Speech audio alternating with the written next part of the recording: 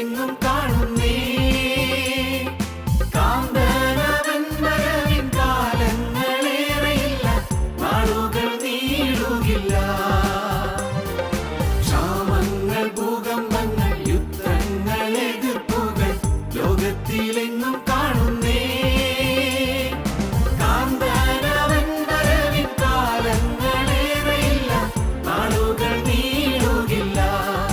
Hallelujah. കാന്തനവൻ വരവിൻ കാലങ്ങളേറെയില്ല, നാളുകൾ നീളുകില്ല.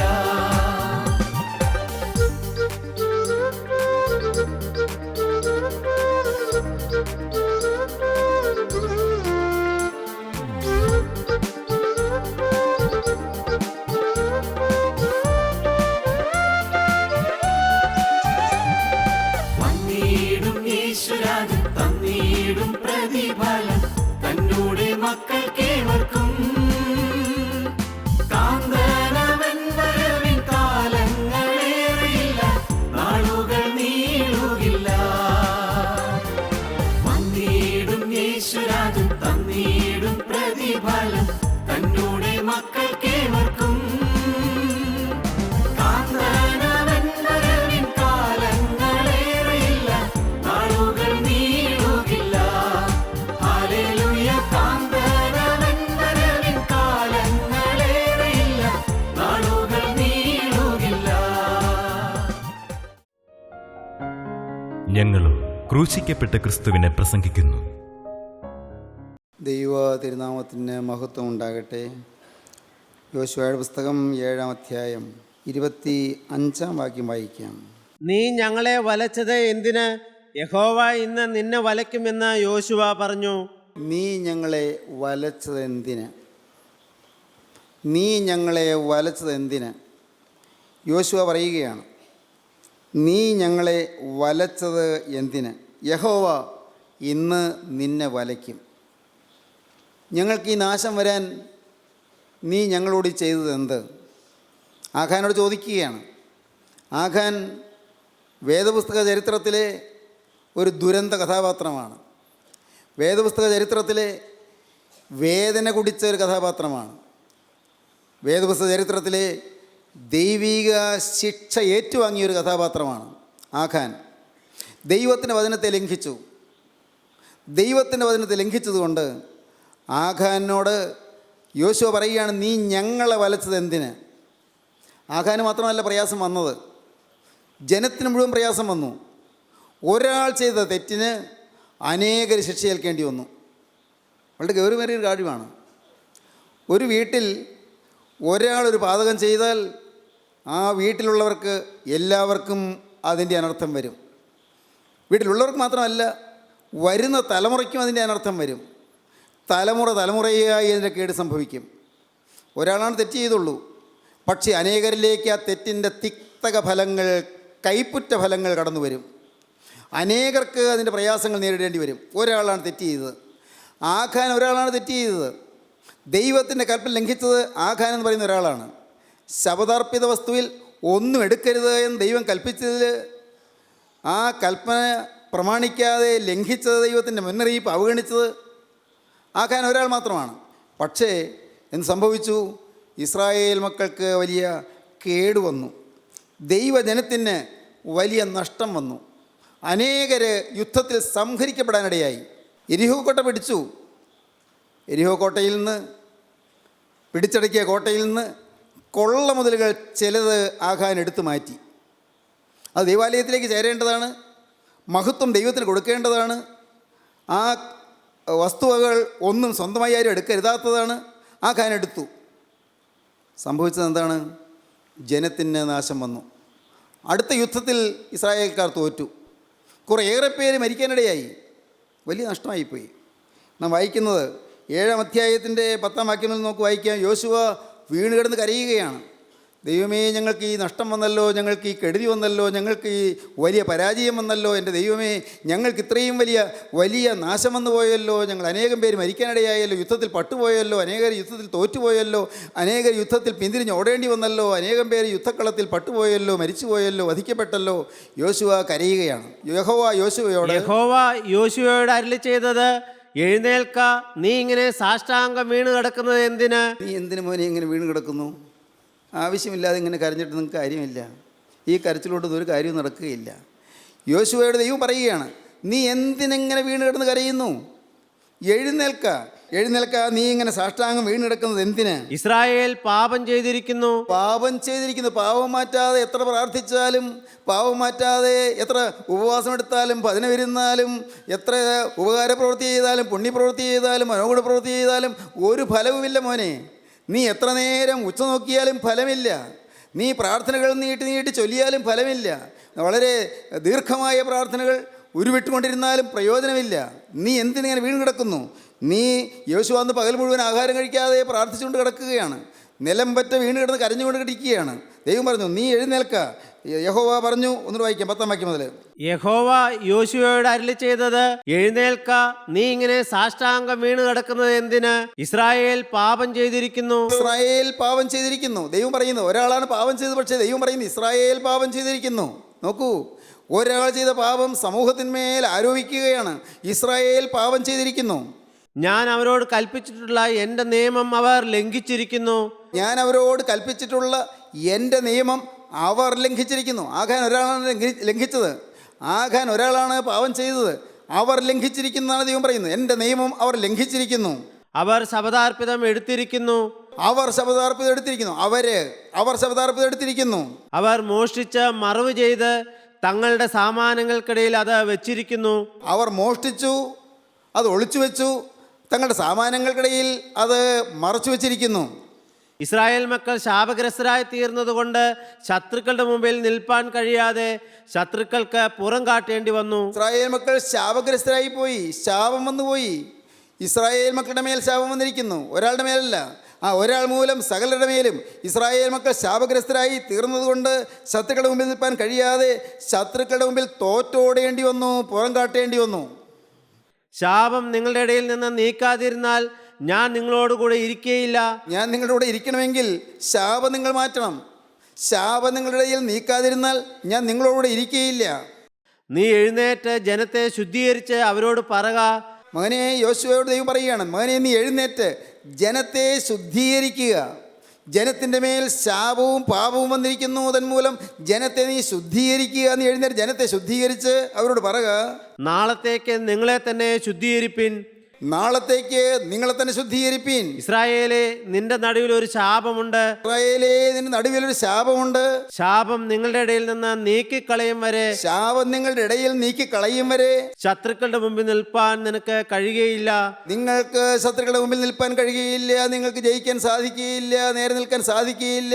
ശാപം നിങ്ങളുടെ ഇടയിൽ നീക്കിക്കളയും വരെ ശത്രുക്കളുടെ മുമ്പിൽ നിൽപ്പാൻ നിങ്ങൾക്ക് കഴിയുകയില്ല എന്നിങ്ങനെ ഇസ്രായേലിന്റെ ദൈവമായ യഹോവ കൽപ്പിക്കുന്നു. എന്നിങ്ങനെ ഇസ്രായേൽ ദൈവമായ യഹോവ കൽപ്പിക്കുന്നു. ദൈവത്തിന് സ്തോത്രം. ഈ ശാപം വരാൻ കാരണം ആഖാൻ ഒരാൾ ചെയ്ത പാപമാണ്. പക്ഷേ ആ ഒരാളുടെ പാപം അത് എല്ലാവരുടെ മേലും പരന്നു. വളരെ ഗൗരവമേറിയൊരു കാര്യമാണ് ഞാൻ പറയാൻ പോകുന്നത്.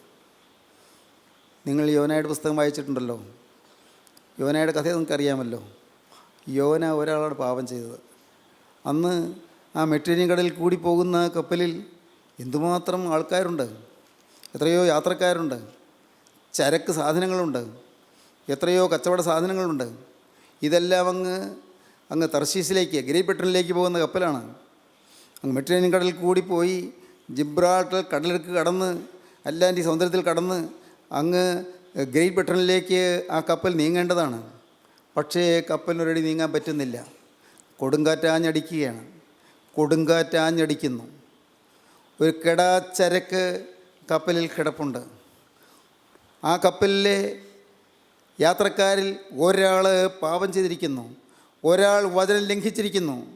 ഒറ്റയ്ക്കൊരാൾ, യോന ഒരാൾ വചനം ലംഘിച്ചിരിക്കുന്നു. കപ്പലിലുള്ള യാത്രക്കാരും അറിഞ്ഞില്ല ആരാണ് കുറ്റം ചെയ്തതെന്ന്, ആരിലാണ് പാപമെന്ന് അറിഞ്ഞില്ല.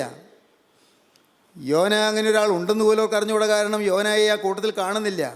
യോന കപ്പലിൻ്റെ അടിത്തട്ടിലേക്ക് ചെന്ന് അടിത്തട്ടിൽ അവിടെ സാമാനങ്ങളുടെ ഇടയിൽ കിടന്ന് ഉറങ്ങുകയാണ്. പാപം ചെയ്തവൻ ഉറങ്ങുകയാണ്. അവന് പുറത്തെ കോളിളക്കങ്ങൾ വിഷയമല്ല. പുറത്തെ കോളിളക്കം അവൻ അറിയുന്നുമില്ല. കടലിങ്ങനെ ഇളകി മറിയുന്നു. തിരമാലകൾ ആഞ്ഞു കുതിക്കുന്നു.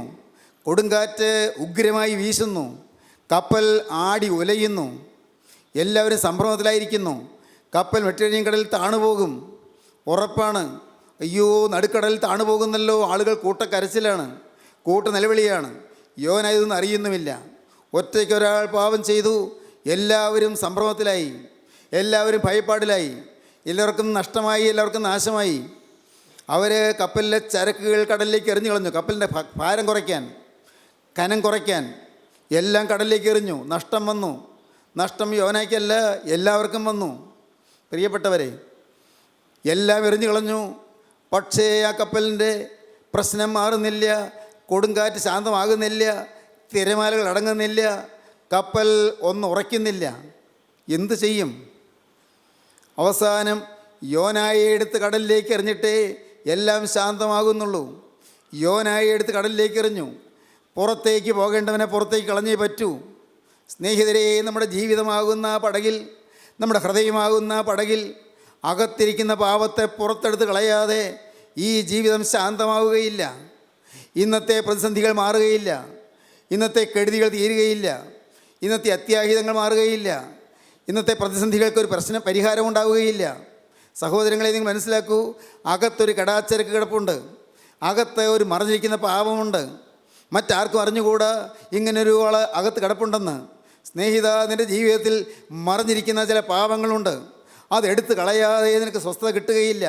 ഒരാൾ മൂലം കപ്പലിന് മൊത്തത്തിൽ കേടുവന്നു, ഒരാൾ മൂലം കപ്പലിന് മൊത്തത്തിൽ നഷ്ടം വന്നു, ഒരാൾ മൂലം കപ്പലിലെ യാത്രക്കാർക്ക് എല്ലാം കേടുവന്നു, ഒരാൾ മൂലം അനേകർക്ക്. സ്നേഹിതരെ, നിങ്ങൾ ഒരാൾ മൂലം നിങ്ങളുടെ കുടുംബത്തിന് കെടുതി വരും നിങ്ങൾക്കറിയാമോ? നിങ്ങൾ ഒരാളുടെ ദുസ്വഭാവം മൂലം നിങ്ങളുടെ മക്കൾ നഷ്ടപ്പെടും നിങ്ങൾക്കറിയാമോ? മക്കൾക്ക് പഠിക്കാൻ ബുദ്ധിയില്ലാതാകും നിങ്ങൾക്കറിയാമോ? മക്കളുടെ സ്വഭാവത്തിൽ മാലിന്യം വരും നിങ്ങൾക്കറിയാമോ? നിങ്ങൾ ഒരാളുടെ പാവം മൂലം, ഭാര്യയും ഭർത്താവും തമ്മിൽ സൺഡയിൽ കഴിയുന്നത് മൂലം, ഭാര്യയും ഭർത്താവും പിണങ്ങി കഴിയുന്നത് മൂലം, വീട്ടിൽ തന്നെ ഒരു വീട്ടിൽ കഴിയുന്നെങ്കിലും പരസ്പരം ഈർഷ്യയും ഇഷ്ടക്കുറവും മുഷിച്ചിലും നീരസവും കയ്പും വിദ്വേഷവുമായി മിണ്ടാട്ടമില്ലാതെ, അഥവാ മിണ്ടുന്നെങ്കിലും കൊത്തും കോളും വെച്ച് പറഞ്ഞുകൊണ്ട്, പരസ്പരം കുത്തുവാക്ക് പറഞ്ഞുകൊണ്ട് അങ്ങനെ കഴിഞ്ഞു കൂടുന്നത് മൂലം കുഞ്ഞുങ്ങളുടെ സ്വഭാവം മോശമാകും നിങ്ങൾക്കറിയാമോ? അനേകം കുടുംബങ്ങൾ തകരുകയാണ്, ഒരാളാണ് കാരണം. അനേകം സ്ഥാപനങ്ങൾ മുടിയുകയാണ്, ഒരാളാണ് കാരണം. അനേക ജീവിതങ്ങൾ തകരുകയാണ്, ഒറ്റയ്ക്കൊരാളാണ് കാരണം. പക്ഷേ എല്ലാവരുടെ മേലും അതിന് ശിക്ഷ വരികയാണ്, എല്ലാവർക്കും സമൂഹത്തിൻ്റെ മേൽ അനർത്ഥം വരികയാണ്. യോന മൂലം കപ്പലിന് മൊത്തത്തിൽ ആപത്ത് വന്നു, അനർത്ഥം വന്നു. അതുപോലെ തന്നെ പുതിയ നിയമത്തിലേക്ക് വരുമ്പോൾ നമുക്ക് കാണാം, മത്തായിയുടെ സുവിശേഷം 2-ാം അധ്യായം വായിക്കുമ്പോൾ കാണാം, അവിടെ യേശുവിനെ വണങ്ങുവാൻ, യേശുവിനെ വന്ദിക്കുവാൻ വിദ്വാൻമാർ പുറപ്പെട്ടു. വിദ്വാൻമാർ, കിഴക്ക് നിന്ന് വിദ്വാൻമാർ പുറപ്പെട്ടു. അവർ 3 പേരുണ്ടെന്നാണ് ചരിത്രം പറയുന്നത്. വിദ്വാൻമാരെ കിഴക്ക് നിന്ന് അവരെ ഒന്നിച്ചു കൂടി പുറപ്പെട്ടു. അവരെ യാത്ര ചെയ്തു. യേശുവിനെ അന്വേഷിച്ചാണ് പുറപ്പെടുന്നത്. ഭാഗ്യവശാൽ നക്ഷത്രം അവർ വഴി നടത്തി. ഒരു നക്ഷത്രം അവർക്ക് മുൻപേ പോയിക്കൊണ്ടിരുന്നു. നക്ഷത്രം പോകുന്ന ദിശയിൽ കൂടി അവർ യാത്ര ചെയ്തു. അവർ വാനഗോള നിരീക്ഷകരായിരുന്നു, അവർ വാനശാസ്ത്രജ്ഞന്മാരായിരുന്നു, അവർക്ക് വാനശാസ്ത്രം അറിയാമായിരുന്നു.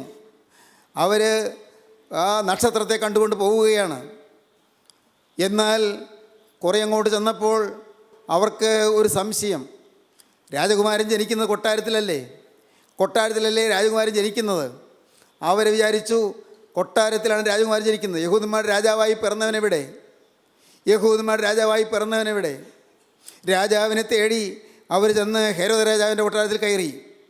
രാജകുമാരനെ തേടി അവർ ചെന്ന് രാജകുമാരൻ്റെ ശത്രുവിൻ്റെ കൊട്ടാരത്തിൽ നിന്ന് കയറി. പ്രിയപ്പെട്ടവരെ, നോക്കൂ, ആ 3 വിദ്വാൻമാർ, എത്ര ഇവരുമാകട്ടെ, ആ വിദ്വാൻമാർ യേശുവിനെ വണങ്ങുവാനും വന്ദിക്കുവാനും പുറപ്പെട്ട സതുദ്ദേശത്തോടെ പുറപ്പെട്ടവർ ലക്ഷ്യം തെറ്റി കൊട്ടാരത്തിൽ കയറി ഭൗതിക ഭോഗലാലസയിലേക്ക് മാറി, ഭൗതിക ഇമ്പങ്ങളിലേക്ക് മാറി, വെറിക്കൂത്തിലേക്കോ ലോക ഇമ്പങ്ങളിലേക്കോ മാറുന്ന മനുഷ്യരെ പോലെ അവർ പോകേണ്ട വഴിക്ക് പോകാതെ നക്ഷത്രം കാണിച്ചു തന്ന വഴി വിട്ട് അവർ കൊട്ടാരത്തിലേക്ക് കയറി. നക്ഷത്രം നിശ്ചലമായി. അതുവരെ നടത്തിക്കൊണ്ടുവന്ന നക്ഷത്രം നിശ്ചലമായി. നക്ഷത്രം അനങ്ങാതെ നിൽക്കുകയാണ്. കൊട്ടാരത്തിൻ്റെ ഗോപുരത്തിൻ്റെ മുകളിൽ, മുകളിൽ ആകാശത്തിൽ നക്ഷത്രം അവിടെ നിൽക്കുകയാണ്. നക്ഷത്രം ചലിക്കുന്നില്ല. അതുവരെ ചലിച്ചുകൊണ്ടിരുന്ന നക്ഷത്രം ചലിക്കുന്നില്ല. എൻ്റെ സ്നേഹിതരെ, ഒറ്റയ്ക്ക് ഒരാളുടെ തെറ്റുമൂലം അനേകർക്ക് നാശം വരുന്നത് എങ്ങനെയാണെന്ന് നിങ്ങൾക്കറിയാമോ? ആ നക്ഷത്രം ചലിക്കാതായി അവർ ഹെരോദ രാജാവിൻ്റെ കൊട്ടാരത്തിൽ കയറി യഹൂദന്മാർ രാജാവായി പിറന്നവൻ എവിടെയെന്ന് ചോദിച്ചു. രാജാവായി പിറന്നവനോ? അങ്ങനെയുണ്ടോ? ഇവിടെ കൊട്ടാരത്തിൽ അങ്ങനെ ജനിച്ചിട്ടില്ലല്ലോ. ഹെരോദാവിന് സംഭ്രമമായി. ഞാൻ അറിയാതെ ആരാ ജനിച്ചത് രാജാവായിട്ട്? ഹെരോദ രാജാവിന് സംഭ്രമമായി, പരിഭ്രാന്തിയായി. രാജാവ് ഉടനെ വിദ്വാൻമാരെ വിളിച്ചു വരുത്തി ചോദിച്ചു, എവിടെയാണ് രാജാവ് ജനിക്കുന്നത്? ബേത്ലഹേമിൽ. ഉടനെ രാജാവ് വിചാരിച്ചു, ഈ ശിശുവിനെ കൊന്നേ പറ്റൂ, ശിശുവിനെ കൊല്ലണം. അതിനെന്താ ചെയ്യുക? 2 വയസ്സിൽ താഴെയുള്ള എല്ലാ കുഞ്ഞുങ്ങളെയും കൂട്ടത്തോടെ കൊല്ലാൻ ഓർഡർ പുറപ്പെട്ടു. രാജാവിൻ്റെ കൽപ്പന. എത്രയോ ശിശുക്കൾ അന്ന് വധിക്കപ്പെട്ടു. എത്രയോ ശിശുക്കൾ. എന്താണ് കാരണം? ദൈവത്തെ തേടി പുറപ്പെട്ടവർക്ക് വഴിത്തെറ്റുണ്ടായി. അനേകം നിരപരാധികൾ കൊല്ലപ്പെട്ടു. നിരപരാധികളായ കുഞ്ഞുങ്ങൾ പിടഞ്ഞു മരിച്ചു. സഹോദരങ്ങളെ, നിങ്ങൾ ദൈവത്തെ തേടി പുറപ്പെട്ടവരാണ്. നിങ്ങളുടെ സമർപ്പണം എടുത്തവരാണ്. നിങ്ങൾ ജീവിതത്തിൽ ചില തീരുമാനങ്ങളിലേക്ക് വന്നവരാണ്. നിങ്ങളുടെ ജീവിതത്തിൽ ചില വ്യക്തമായ ഉടമ്പടികൾ ചെയ്തവരാണ്. വ്യക്തമായും ദൈവത്തോട് വാക്ക് പറഞ്ഞവരാണ്. കർത്താവേ, ഞാനും എനിക്കുള്ളതെല്ലാം നിൻ്റേത് എന്ന് ദൈവത്തോട് വാക്ക് പറഞ്ഞ അനേകർ ഈ വാക്കുകളെ കേൾക്കുന്നുണ്ട്. എന്നാൽ സ്നേഹിത, നീ ഇന്ന് കൊട്ടാരത്തിലേക്ക് കയറിയിരിക്കുകയാണോ? ലോക ഇമ്പത്തിൽ ചെന്ന് തറ്റി നിൽക്കുകയാണോ? ലോക സുഖഭോഗങ്ങളിലേക്ക് നീ മാറിപ്പോയിരിക്കുകയാണോ? ലോകത്തിൻ്റെ ഇമ്പങ്ങളിലേക്കും ലോകമനുഷ്യരുടെ പ്രീതിയിലേക്കും ലോകമനുഷ്യരുടെ ബഹുമതിയിലേക്കും നീ തിരിഞ്ഞിരിക്കുകയാണോ? ലോകമനുഷ്യരുടെ മുമ്പിൽ നല്ല പിള്ളയാകാൻ നീ ആഗ്രഹിക്കുകയാണോ? പ്രിയപ്പെട്ടവരെ, സംഭവിക്കുക എന്താണെന്നറിയാമോ? അനേകം നിരപരാധികൾ വധിക്കപ്പെടും. അനേകം നിരപരാധികൾ ഉയർന്നു പോകേണ്ടവരായ, ഉയർന്ന സോപാനങ്ങൾ എത്തേണ്ടവരായ, ഉയർന്ന ഭാവി ജീവിത ശോഭകൾ നേടേണ്ടവരായ അനേകരെ വധിക്കപ്പെടാൻ കാരണമായിത്തീരും. അനേകർ മരിച്ചു പോകാൻ കാരണമായിത്തീരും. ചിന്തിക്കൂ സഹോദരങ്ങളെ. എന്നാൽ ഒരു സദ്വർത്തമാനമുണ്ട്. ആ നക്ഷത്രം ചലിക്കാതെ അവിടെ നിൽക്കുന്നുണ്ട്. നക്ഷത്രം മാറാതെ നിൽക്കുന്നുണ്ട്. ആ നക്ഷത്രം അസ്തമിച്ചിട്ടില്ല. ദൈവത്തിൻ്റെ സ്നേഹം കെട്ടുപോയിട്ടില്ല. ആ സ്നേഹാഗ്നി അണഞ്ഞു പോയിട്ടില്ല. ദൈവത്തിൻ്റെ സ്നേഹം, ഗോകുൽത്തായിൽ വെളിപ്പെടുത്തപ്പെട്ട ക്രൂസിലെ സ്നേഹം, നിത്യനായ ദൈവത്തിൻ്റെ സ്നേഹം ഇന്നും അണഞ്ഞു പോയിട്ടില്ല. ആ തിരി കെട്ടിട്ടില്ല. ഇന്നും നക്ഷത്രം അവിടെ നിൽക്കുന്നുണ്ട്. പോയവർ തിരികെ വരുന്നോ എന്ന് നോക്കിക്കൊണ്ട് നക്ഷത്രം നിൽക്കുകയാണ്. കൊട്ടാരത്തിൽ കയറി പറ്റിയവരെ മടങ്ങി വരുന്നോ എന്ന് നോക്കിക്കൊണ്ട് നക്ഷത്രം നിൽക്കുകയാണ്. സ്നേഹിതരെ, നിങ്ങൾ എഴുന്നേറ്റ് വരുമോ? നിങ്ങൾ മടങ്ങി വരുമോ? ആദ്യ സ്നേഹത്തിലേക്ക് മടങ്ങി വരുമോ? ആദ്യ ലഹരിയിലേക്ക് മടങ്ങി വരുമോ? ആദ്യകാലത്തുണ്ടായിരുന്ന ആത്മാവിൻ്റെ കുതിപ്പിലേക്ക് മടങ്ങി വരുമോ? ആത്മാവിൻ്റെ തേജസ്സിലേക്കും ആത്മാവിൻ്റെ മഹത്വകരമായ അനുഭൂതിയിലേക്കും നിങ്ങൾ മടങ്ങി വരുമോ? യേശുക്രിസ്തു നിങ്ങൾ സ്നേഹത്തോട് ക്ഷണിക്കുകയാണ്, വരുവീൻ. ഇറങ്ങി വന്നു. നക്ഷത്രം പയ്യെ ചലിക്കാൻ തുടങ്ങി. ഹല്ലേലൂയ, ദൈവത്തിന് സ്തോത്രം. നക്ഷത്രം ചലിക്കാൻ തുടങ്ങി. നിങ്ങൾ ഇറങ്ങി വന്നാൽ നക്ഷത്രം ചലിക്കും. നിങ്ങൾ മടങ്ങി വന്നാൽ നക്ഷത്രം ചലിക്കും. ദൈവത്തിന് സ്തോത്രം. പാവം വിദ്വാൻമാർ അവരെ ഓർത്തു, ഞങ്ങൾ മൂലം എത്രയോ പാവങ്ങൾ മരിച്ചു. അയ്യോ, ഞങ്ങൾ മൂലം, ഞങ്ങൾക്കൊരല്പം തെറ്റുപറ്റിയത് മൂലം എത്രയോ പാവങ്ങൾ മരിച്ചു. ദൈവത്തിന് സ്തോത്രം. ഒരാൾ മൂലം അല്ലെങ്കിൽ ന്യൂനപക്ഷം മൂലം ബഹുഭൂരിപക്ഷം പേർക്ക് നഷ്ടം വരുന്നു, കഷ്ടം വരുന്നു. ദൈവത്തിന് സ്തോത്രം. ആഖാൻ ഒരാൾ മൂലം ഇസ്രായേൽ മക്കൾക്കെല്ലാം നഷ്ടം വന്നു, കഷ്ടം വന്നു, അനേകർ മരിക്കാനിടയായി. യോന ഒരാൾ മൂലം കപ്പലിന് ഛേദം വന്നു, കപ്പലിലെ ചരക്കുകൾക്ക് നഷ്ടം വന്നു, കപ്പലിലുള്ളവർക്ക് നഷ്ടം വന്നു, അനേകർക്ക് നഷ്ടം വന്നു. വിദ്വാൻമാർ അവരേതാനും പേരേ ഉള്ളൂ, 2-3 പേരേ ഉള്ളൂ. അവർ മൂലം അനേകം കുഞ്ഞുങ്ങൾ, നിരപരാധികളായ കുഞ്ഞുങ്ങൾ, നിഷ്കളങ്കരായ ശിശുക്കൾ വധിക്കപ്പെട്ടു, നാശം വന്നു. സഹോദരങ്ങളെ, നിങ്ങൾ ദയവായി ചിന്തിക്കുമോ? കർത്താവേ, എൻ്റെ ജീവിതം മൂലം ആർക്കെങ്കിലും നഷ്ടം വരുന്നുണ്ടോ? എൻ്റെ ജീവിതം മൂലം ആർക്കെങ്കിലും കഷ്ടം വരുന്നുണ്ടോ? എൻ്റെ ഒരു വാക്ക് മൂലം ആർക്കെങ്കിലും നൊമ്പരം തട്ടുന്നുണ്ടോ? എൻ്റെ ഒരു പെരുമാറ്റം മൂലം ആർക്കെങ്കിലും നാശം വരുന്നുണ്ടോ? എൻ്റെ കർത്താവേ, എൻ്റെ ജീവിതത്തിലെ ഏതെങ്കിലും ഒരു ചെയ്തി മൂലം ആർക്കെങ്കിലും എന്തെങ്കിലും ദോഷമോ നാശമോ നഷ്ടമോ വരുന്നുണ്ടോ? എൻ്റെ കർത്താവേ, വന്നതെല്ലാം എനിക്ക് ക്ഷമിച്ചു തരണം. എൻ്റെ ചില വാക്കുകൾ ചിലരെ മുറിപ്പെടുത്തിപ്പോയി. ദൈവത്തിന് സ്തോത്രം. എൻ്റെ ചില പെരുമാറ്റങ്ങൾ ചിലരുടെ ഹൃദയത്തെ നൊമ്പരപ്പെടുത്തിപ്പോയി. എൻ്റെ ദൈവമേ, എൻ്റെ കുടുംബത്തിൽ, എൻ്റെ വീട്ടിൽ, എൻ്റെ ഭാര്യ എൻ്റെ വാക്കുകൾ മൂലം വേദനിക്കേണ്ടി വന്നുപോയി. എൻ്റെ പ്രായമായ മാതാപിതാക്കൾ എൻ്റെ പെരുമാറ്റം മൂലം സങ്കടപ്പെടേണ്ടി വന്നുപോയി. എൻ്റെ കർത്താവേ, എൻ്റെ മക്കൾ ഞാൻ സ്നേഹം കൊടുക്കാത്തത് മൂലം അവർ വേദനിക്കുകയും ഞരങ്ങുകയും വിഷമിക്കുകയും അവരുടെ ജീവിതം താണുപോവുകയും അധപ്പതിക്കുകയും ചെയ്തു പോയി. ദൈവത്തിന് സ്തോത്രം. സഹോദരങ്ങളെ, നിങ്ങൾക്ക് ചിന്തിക്കാൻ എന്തെങ്കിലും വകയുണ്ടോ? നിങ്ങൾക്ക് ഓർത്തോർത്ത് ദൈവത്തോട് യാചിക്കാൻ എന്തെങ്കിലും തോന്നുന്നുണ്ടോ? തെറ്റുകൾ പറ്റി ഒരാളുടെ തെറ്റ്, ആഘാന് പറ്റിയ തെറ്റ്, അത് അനേകരിലേക്ക് വ്യാപിച്ചു. ദൈവത്തിന് സ്തോത്രം. അനേകരിലേക്ക് ആ അപകടം വ്യാപിച്ചു. എന്നാൽ നിങ്ങൾക്ക് ഇപ്പോൾ ഞാൻ മറ്റൊരു കാര്യം പറഞ്ഞു തരാം. ദൈവത്തിന് സ്തോത്രം. എല്ലാവരുടെയും തെറ്റ് ഒരാൾ ഏറ്റെടുത്തു. ഹല്ലേലൂയ, ദൈവത്തിന് സ്തോത്രം. എല്ലാവരുടെയും തെറ്റ് ഒരാൾ ഏറ്റെടുത്തു. എല്ലാവരുടെയും പാവം ഒരാൾ ഏറ്റെടുത്തു. അതാണ് ഗോകുൽത്തായിലെ കുരിശിലെ ക്രൂശ് മരണം. ദൈവത്തിന് സ്തോത്രം. എല്ലാവരുടെയും പാപം യേശു സ്വയം ഏറ്റെടുത്തു. എല്ലാവരുടെയും ചുമട് യേശു ഏറ്റെടുത്തു. ഞാൻ സൗമ്യതയും താഴ്മയുള്ളവനാകിയാൽ എൻ്റെ മുഖമേറ്റുകൊണ്ട് എന്നോട് പഠിപ്പീൻ, എന്നാൽ നിങ്ങളുടെ ആത്മാക്കൾക്ക് ആശ്വാസം കണ്ടെത്തും. അധ്വാനിക്കുന്നവരും ഭാരം ചുമക്കുന്നവരുമായുള്ളവരെ എല്ലാവരും എൻ്റെ അടുക്കിലേക്ക് വരുവീൻ, ഞാൻ നിങ്ങളെ ആശ്വസിപ്പിക്കും. ഞാൻ സൗമ്യതയും താഴ്മയുള്ളവനാകിയാൽ എൻ്റെ മുഖം ഏറ്റുകൊണ്ട് എന്നോട് പഠിപ്പീൻ. നമ്മുടെ മുഖമെല്ലാം യേശു ഏറ്റെടുത്തു. നമ്മുടെ മുഖമെല്ലാം യേശു ഏറ്റെടുത്തു. എന്നിട്ട് യേശുവിൻ്റെ ചുമലിലേക്ക് നമ്മുടെ ഭാരക്കെട്ടുകളെല്ലാം അങ്ങോട്ട് വെച്ച് കൊടുത്തിട്ട് നാം അവൻ്റെ കൈക്കീഴ് താണിരിക്കുന്നു, അവനോട് ചേർന്ന് നടക്കുന്നു. എന്തൊരു സൗഭാഗ്യകരമായ ജീവിതമാണത്. നടത്താനൊരാളുണ്ട്, ഏറ്റെടുക്കാനൊരാളുണ്ട്, അന്വേഷിക്കാനൊരാളുണ്ട്, കാര്യം നോക്കാനൊരാളുണ്ട്, തുറന്നു പറയാനൊരാളുണ്ട്, ഉള്ളു മുഴുവൻ തുറക്കാനൊരാളുണ്ട്. സ്നേഹിതരെ, ഞാൻ നിങ്ങളോട് ചോദിക്കട്ടെ, നിങ്ങൾക്ക് ഉള്ളു തുറക്കാൻ കഴിഞ്ഞിട്ടുണ്ടോ? നിങ്ങൾ ഒറ്റയ്ക്ക് നിങ്ങളിരിക്കുക, ഒറ്റയ്ക്ക്. വേറെ ആരും വേണ്ട, ഭർത്താവ് വേണ്ട, ഭാര്യ വേണ്ട, ആരും വേണ്ട. നിങ്ങൾ ഒറ്റയ്ക്ക് തന്നെ ഇരിക്കുക. നിങ്ങൾ പറയുക, കർത്താവേ, നീ വാസ്തവമായി വിളിച്ചപേക്ഷിക്കുന്നവർക്ക്, സത്യമായി തന്നെ വിളിച്ചപേക്ഷിക്കുന്നവർക്ക് സമീപസ്ഥനാണല്ലോ ഞാൻ വിശ്വസിക്കുന്നു. കർത്താവേ, ഹൃദയം നുറുങ്ങിയവർക്ക് നീ സമീപസ്ഥനാണെന്ന് ഞാൻ വിശ്വസിക്കുന്നു. മനസ്സ് തകർന്നവരെ നീ രക്ഷിക്കുന്ന ഞാൻ വിശ്വസിക്കുന്നു. ഞാൻ ഹൃദയം നുറുങ്ങിയവനായി വന്നിരിക്കുന്നു. ഞാൻ ഹൃദയം നുറുങ്ങിയവളായി വന്നിരിക്കുന്നു. ഞാൻ മനസ്സ് തകർന്നവളായി വന്നിരിക്കുന്നു. ഞാൻ വാസ്തവമായി നിന്നെ വിളിച്ചപേക്ഷിക്കുന്നു.